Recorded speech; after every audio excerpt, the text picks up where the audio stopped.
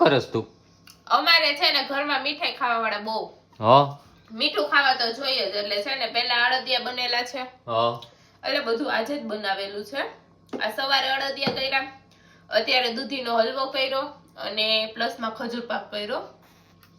એટલે એવું બધું હેલા રાખેલું. પછી એમ નહીં, પછી બધાય ફ્રેન્ડ્સ ની કોમેન્ટ આવે તમે એટલું ખાવ છો, આ જાડી તો થાતી નથી. ઈ કેવા વાળા ભલે એમ કે હજી જો આ માવો પડ્યો છે ને એના પેંડા વાળવાના છે.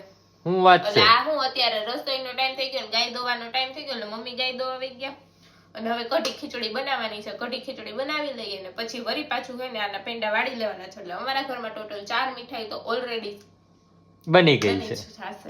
વાહ ફ્રેન્ડ, જો આવી મસ્ત મસ્ત મીઠાઈ છે ને ખાવાની મજા આવે અત્યારે શિયાળામાં. અડદિયા ને હલવો ન હોય તો આપણે કેદી ખૂટ્યું. શિયાળો ન હોય તો મોહનથાળ અને ટકા લાડવા તો હોય જ. બરાબર. કેમ કે અમારા ઘરમાં છે ને બધા મીઠું ખાવાના બહુ શોખીન છે. એટલે બધી મીઠાઈ તો અમારે ચાલુ જ હોય. વરી કો કેમ કે હવા કરે છે, હવા નથી કરતી પણ જોઈ છે ને ખાઈ છે એટલે ખોટો દેખાવ નથી કરતા. તો જસ્ટ કહું છું, વરી કોમેન્ટ કરશે કે ખોટી હવા નહીં કરવાની. તો ફ્રેન્ડ્સ મારે જ પેલા કહી દઉં, જો જમીન ઉભો થાવ ને એટલે ગમે છે ને મીઠું ખાવા જોઈ છે મારે. અને અમારા મમ્મીને જ છે ને કઈ મીઠું ન હોય ને તો એને ખાંડ ખાવા જોઈ છે જમીને. એટલે મીઠું તો બનશે જ. એટલે અમારે ગળ્યું તો જોઈ એ રીતે જ ને. મારો બોર ખોવાઈ ગયો. જો અમારે છે ને સીઝન ના બોર આવી ગયા છે પેલા. મામે